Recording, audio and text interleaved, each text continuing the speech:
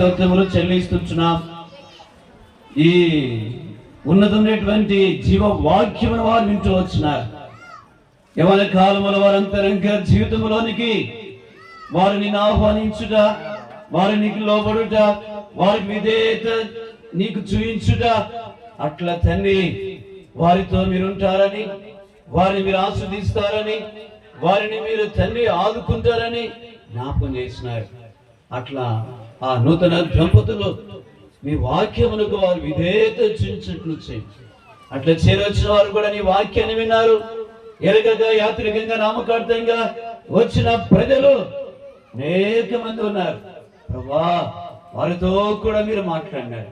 వారు కూడా నీతో సమాధాన పడినట్లు చేయి, వారిని ఎరుగున్నట్లు చేయి.